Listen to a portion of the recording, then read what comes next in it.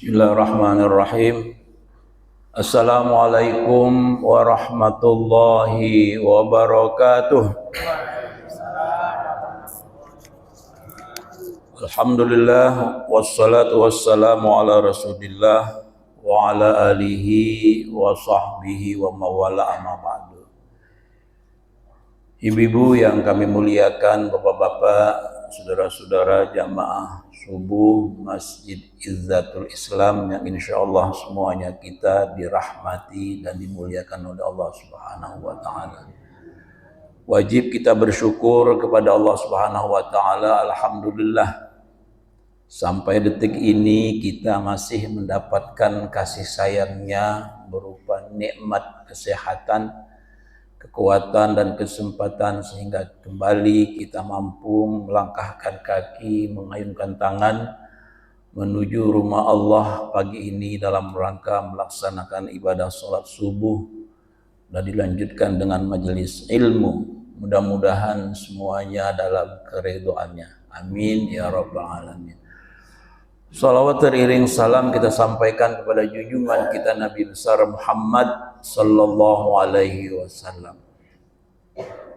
Hari ini kita berada di hari terakhir bulan Agustus. Hari di mana kita merayakan dan memperingati kemerdekaan Republik Indonesia yang ke-80.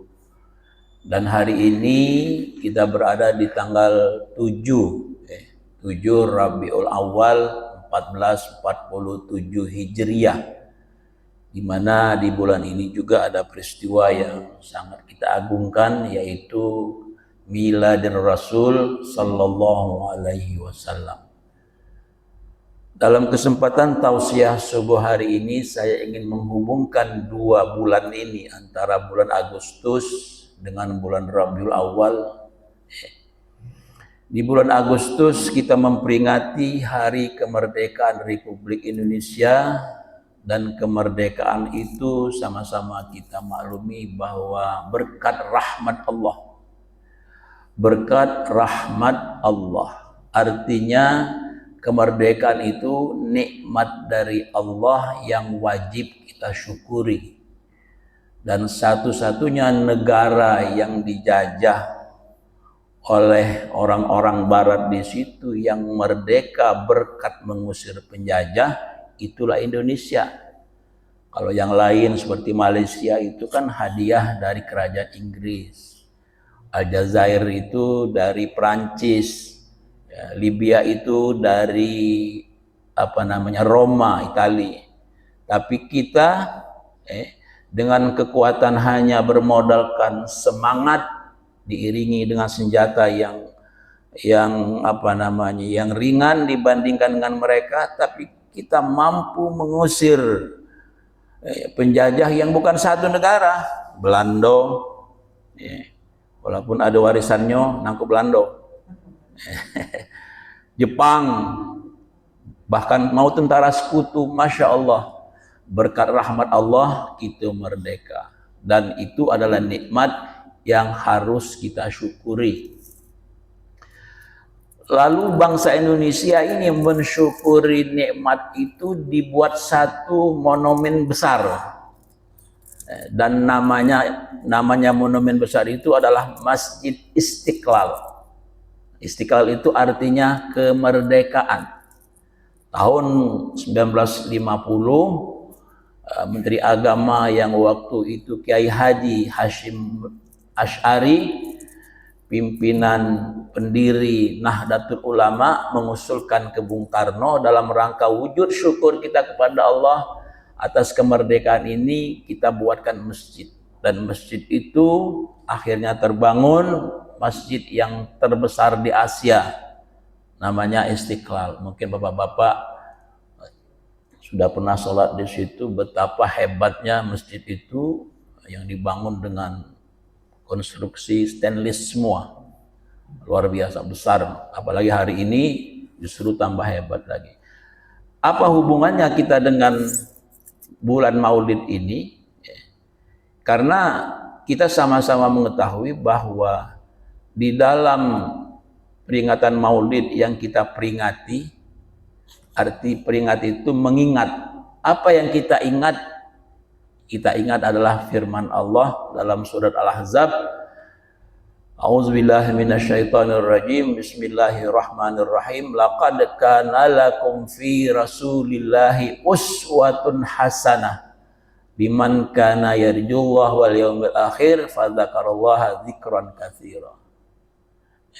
Sungguh dalam diri Rasulullah itu terdapat suri tauladan yang harus kita ikuti. Siapa yang mampu mengikuti suri tauladan ini adalah orang-orang yang berharap berjumpa dengan Allah dan orang-orang yang banyak mengingat Allah Subhanahu wa taala.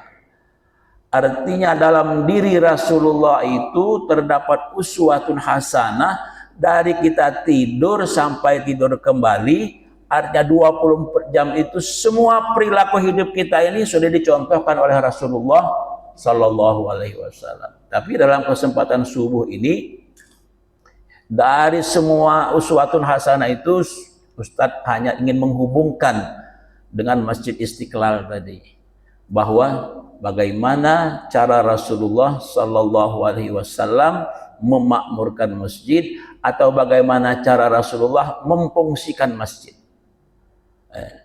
Karena kita tahu bahwa perjuangan Islam ini hari ini kita bisa menikmatnya ini karena dakwah Rasulullah. Melalui apa? Melalui masjid.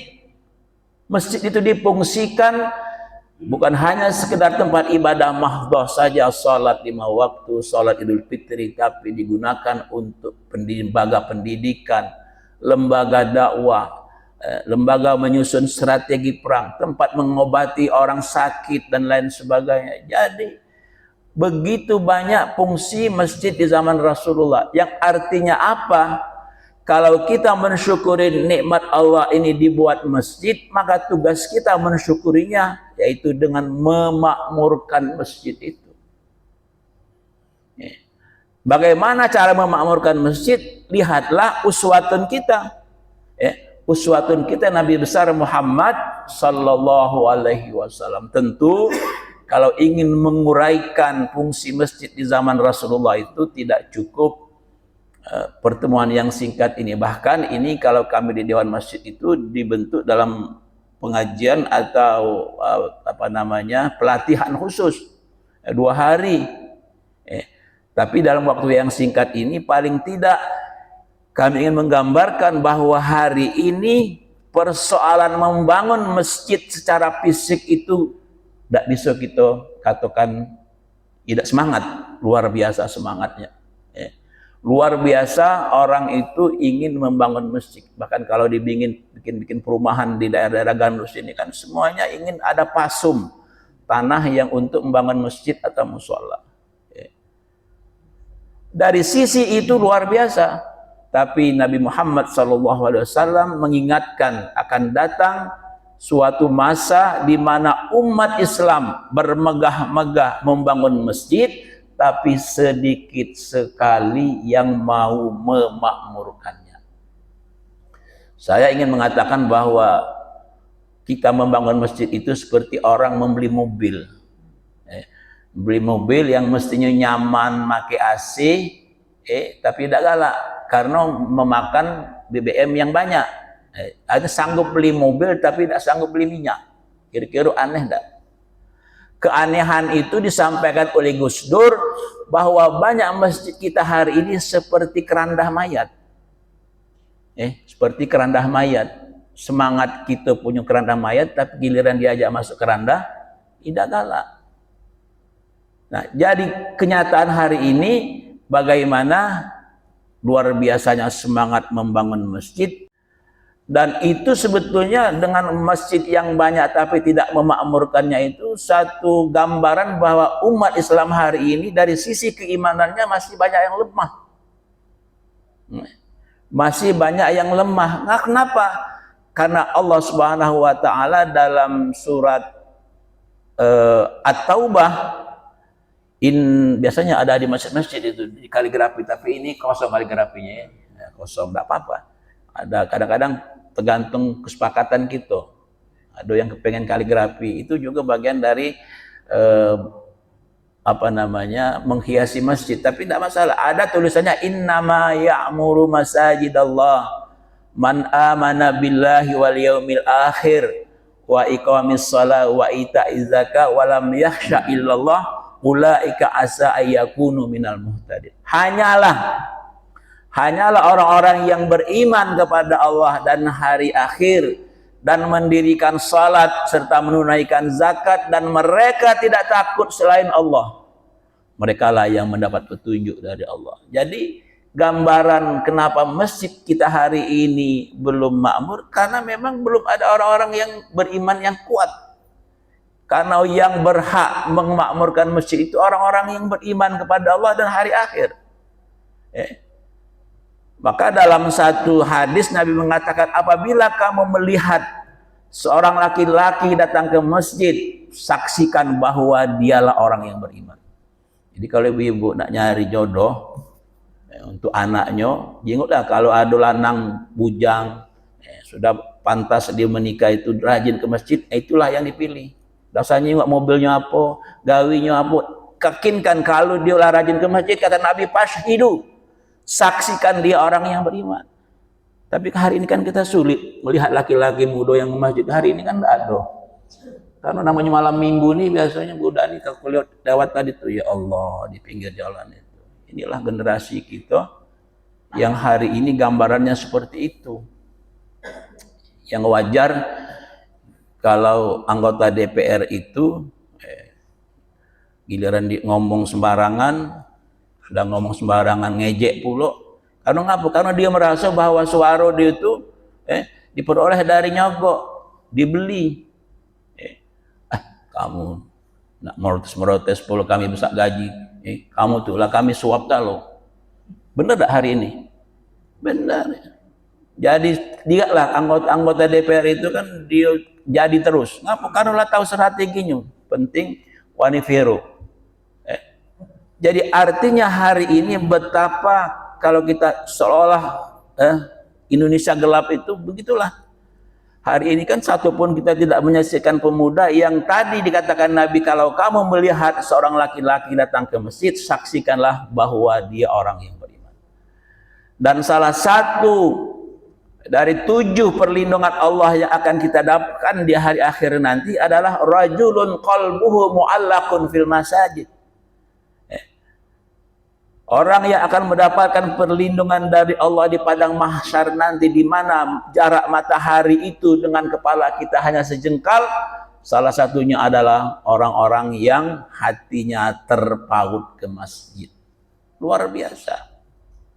Tapi hari ini kami katakan bahwa beginilah kondisi kita, dan real.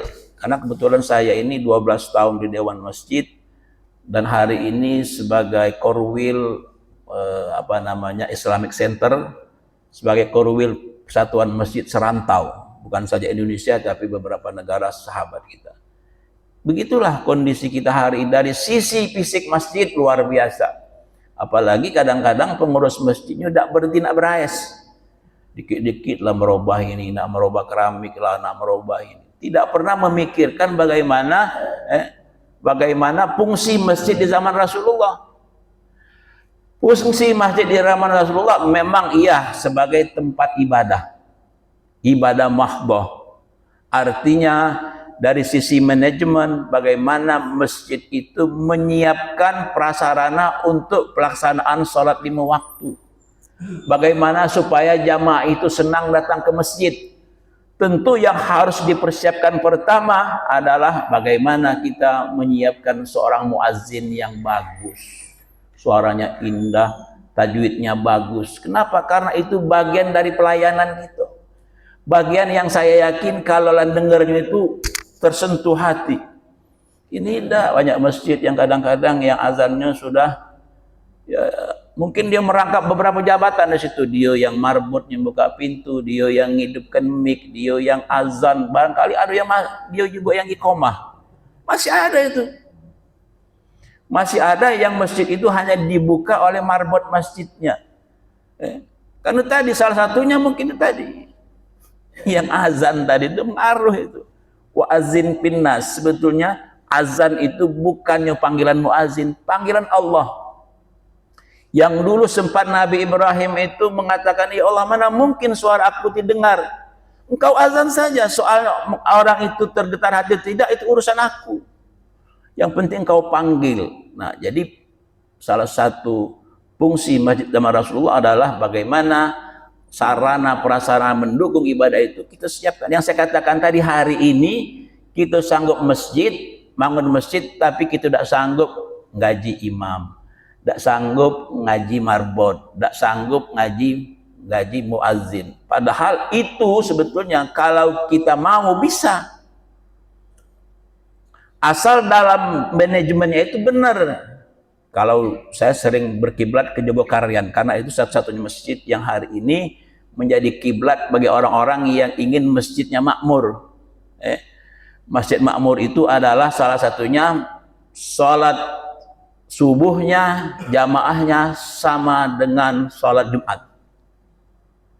Jadi kalau mau melihat masjid yang makmur itu bagaimana sholat subuhnya itu jamaahnya sama seperti sholat Jumat. Dan sesumbar orang Yahudi hari ini, Nasrani yang masih saja membombardir Gaza itu adalah kami baru akan takut dengan umat Islam itu manakala sholat subuh mereka sama dengan sholat Jumat.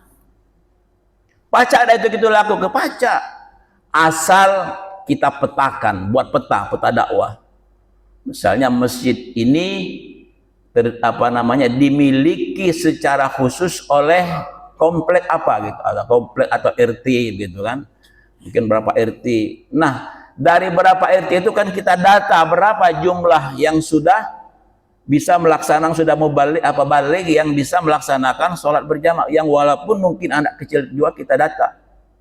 Dari pendataan itu nanti akan terlihat, oh sekian, misalnya jumlahnya 200 orang. Nah, 200 inilah kita bagaimana membangun partisipasi mereka. Dan diawali dengan pemakmur masjid itu adalah pengurus inti. Yang mana yang sudah dijadikan pengurus itu mestinya dia itu setiap waktu, kalau ada waktu, itu melaksanakan sholat berjamaahnya di masjid.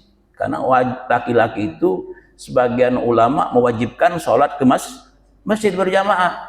Karena laki-laki yang soleh adalah laki-laki yang sholat berjamaahnya di masjid. Kalau laki-laki sholatnya di rumah, itu laki-laki soleha. Nah, iya benar. Nah, jadi terdata, oh 200 jamaah. Nah, bagaimana dengan 200 ini pengurus masjid yang semestinya sudah menempatkan dirinya sebagai pelayan.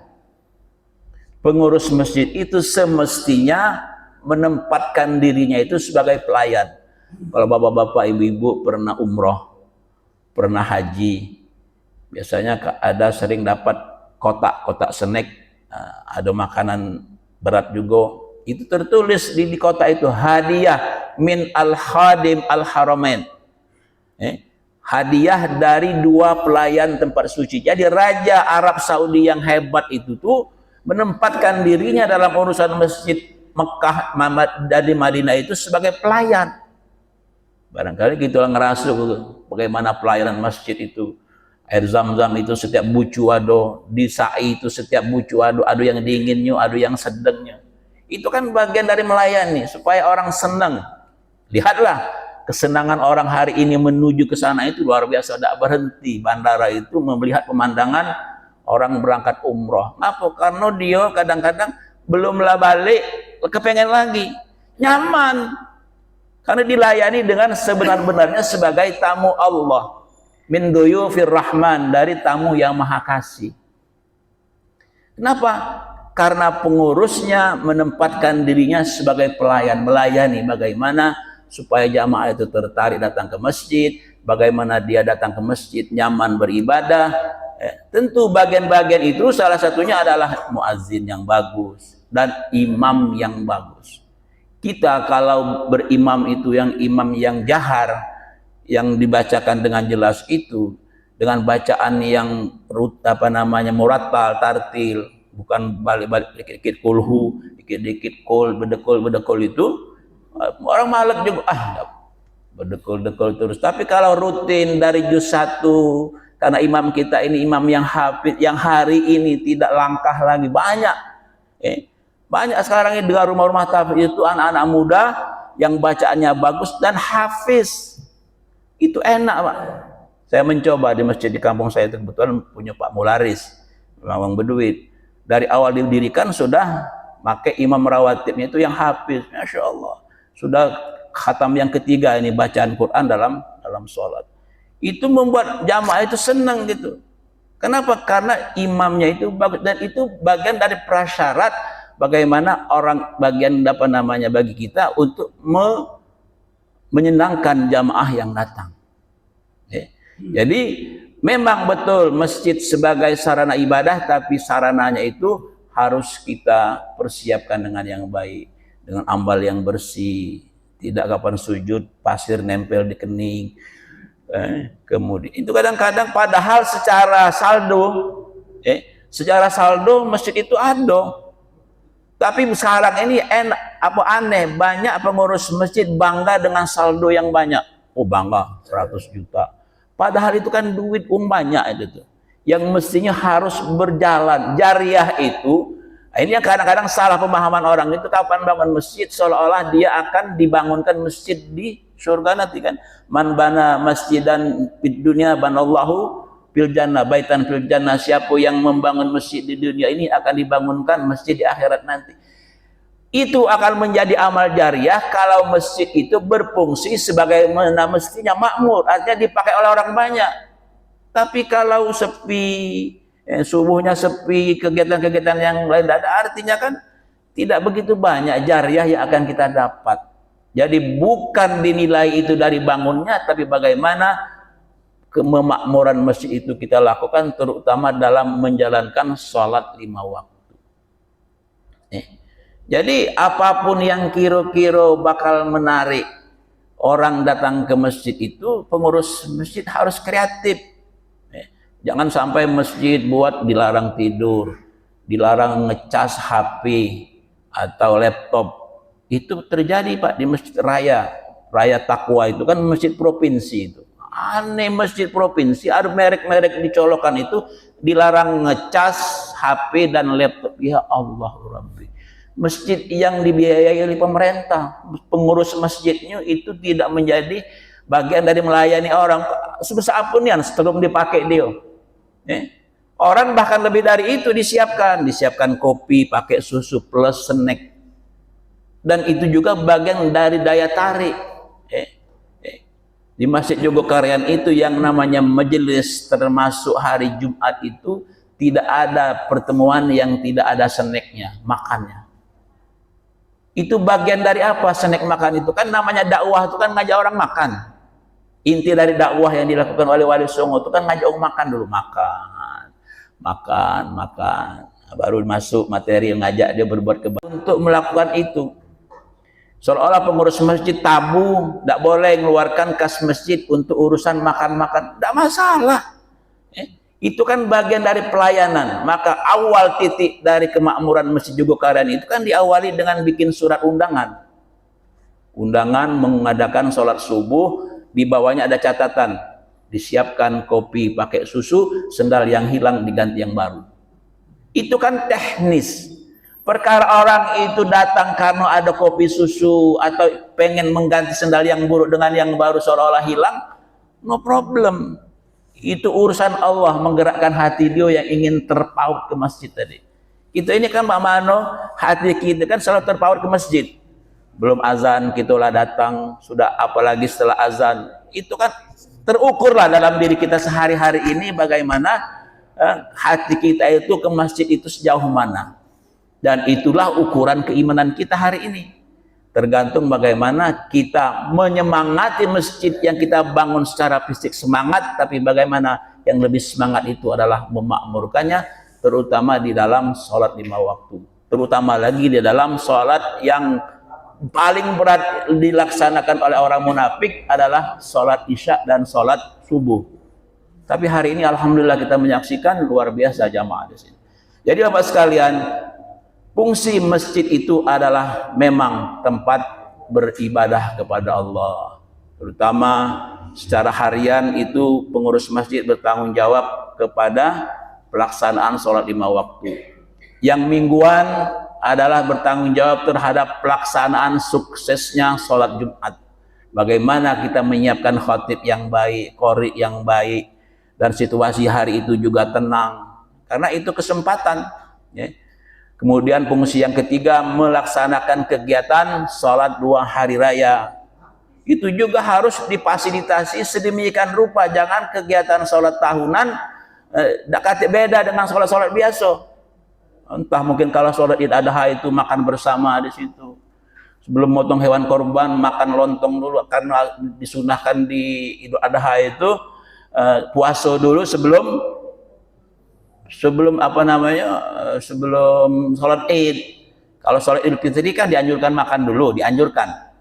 Itu kan kita buat situasi yang seperti itu. Itu bagian dari yang nampak dalam memakmurkan. Kemudian pelaksanaan sholat-sholat yang lain seperti gerhana matahari, gerhana bulan, sholat jenazah dan lain sebagainya.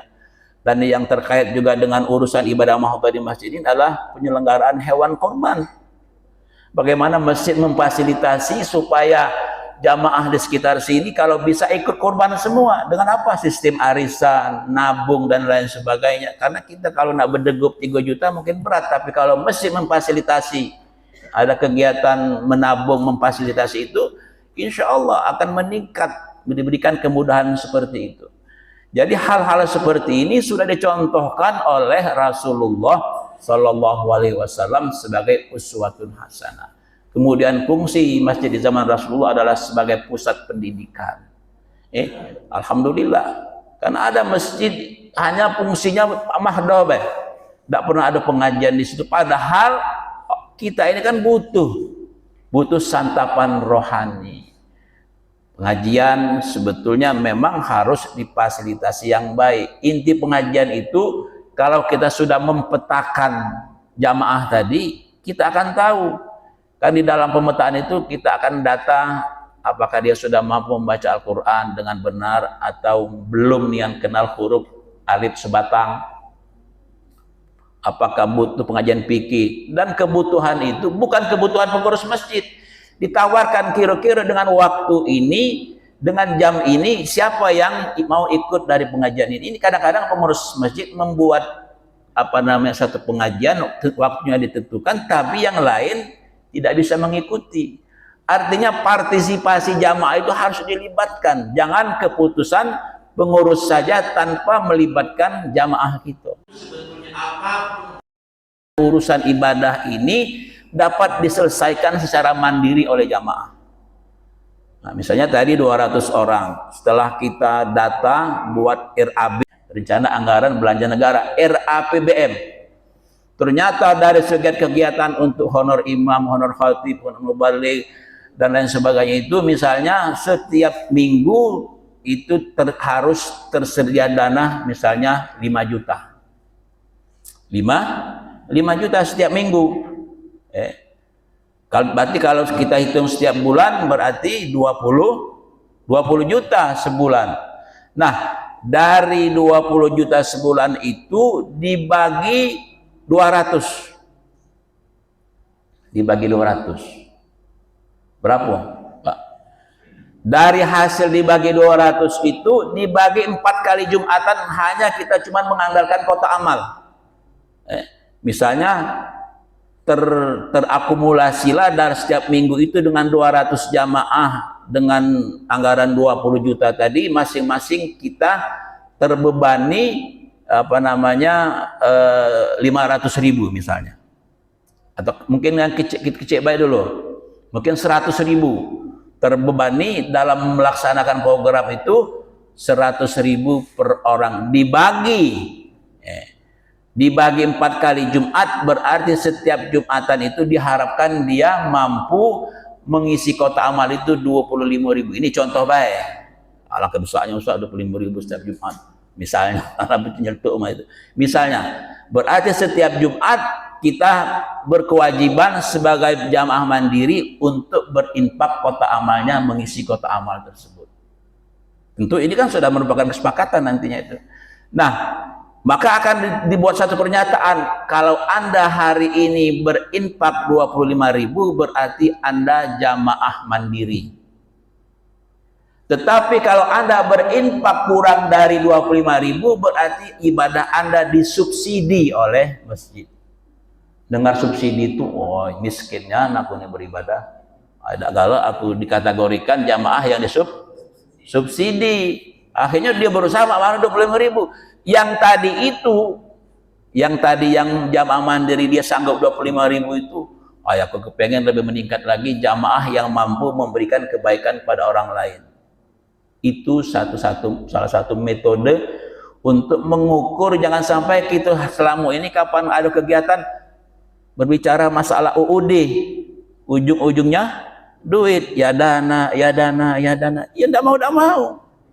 Tapi semuanya itu bisa diselesaikan dengan pengurus dan jamaah masjid yang selama ini sudah kita ikat dengan membangun partisipasi. Dan itu real di dalam jamaah itu, bahwa duit itu memang kita gunakan untuk mengundang penceramah yang bagus, untuk ada pengajian, untuk ada serneknya, real. Dan jamaah yang merasa duitnya dimanfaatkan seperti itu, dia akan berusaha meningkatkan lagi. Ini kan kalau hidayah itu sudah masuk, itu dia akan berusaha semaksimal mungkin yang menjadi orang khairun nas anfa'uhum linnas. Kita ini adalah sebaik-baik manusia itu adalah yang mampu memberi manfaat kepada orang. Dan itu sudah banyak dilakukan dengan cara tadi itu oleh masjid-masjid yang hari ini dengan slogan mereka, banyak uang sedikit saldo. Banyak uang banyak masuk tapi saldonya dikit. Kenapa? Uang yang masuk itu jangan sampai tersisa kalau di akhir bulan, harus habis. Dengan apa? Dengan program. Programnya apa? Program yang kembali kepada jamaah. Jadi kebutuhan rohani. Hari ini kan kita baru sebatas berjamaah dalam sholat, belum berjamaah menjadi jamaah masjid. Kenapa saya katakan baru sebatas sholat berjamaah? Ya sudah, habis sholat pergi, ada yang Allahumma antas salam, di Allahumma lantas jalan, ya macam-macam seperti itu. Tidak ada komunikasi, tidak ada ukhuwah itu yang lebih meningkat. Tidak peduli bahwa di lingkungannya masih ada yang makan sarung, tidak peduli dengan ada yang anak yatim yang butuh perhatian kita, tidak peduli dengan yang lain. Pokoknya hal-hal yang bersifat sosial itu sebetulnya masjid bisa mengambil peran, dan itu semuanya sudah dicontohkan oleh Rasulullah, uswah. Artinya kenapa ini terjadi? Karena kita tidak mengambil uswah, contoh tauladan bagaimana Rasulullah Shallallahu Alaihi Wasallam mengelola manajemen masjid. Dan hari ini sebetulnya kalaulah di daerah lain, di masjid lain bisa, kenapa kita tidak bisa? Asal ada kesungguhan. Manjadda wajada, siapa sungguh-sungguh dia akan dapat. Jadi Bapak sekalian, dari poin kita hari ini berada di penghujung Agustus dan berada di minggu pertama bulan Rabiul Awal, bahwa kesyukuran kita terhadap kemerdekaan ini itu diwujudkan dengan satu monumen yang sangat besar, yaitu dibangunnya Masjid Istiqlal. Dan masjid itu yang harus kita lakukan hari ini sebagai wujud syukurnya adalah bagaimana kita berupaya memakmurkannya. Dan pemakmuran masjid itu kita tidak usah jauh-jauh, kita kembalikan kepada uswatun hasanah. Hari ini kita memperingati, yang kita ingat adalah bahwa dalam diri Rasulullah itu adalah uswatun hasanah, suri tauladan dalam kehidupan ini. Termasuk di dalamnya adalah bagaimana memfungsikan masjid yang sebenar-benarnya. Jangan hanya sekedar kita berbangga-bangga senang bangun masjid, tapi kita tergolong orang yang dikatakan oleh Rasulullah tapi tidak memakmurkannya. Mudah-mudahan kita hari ini termasuk orang-orang yang bersemangat terus untuk memakmurkan masjid kebanggaan kita yang kita bangun dengan keringat kita, dan insya Allah semuanya bernilai ibadah. Barangkali ini yang dapat kami sampaikan. Masih ada waktu 10 menit lagi untuk Barangkali ada yang tanya jawab, kami persilakan, tapi kami akhiri dengan ucapan hadanallahu wa iyyakum ajmain, wabillahi taufiq wal hidayah. Wassalamualaikum warahmatullahi wabarakatuh.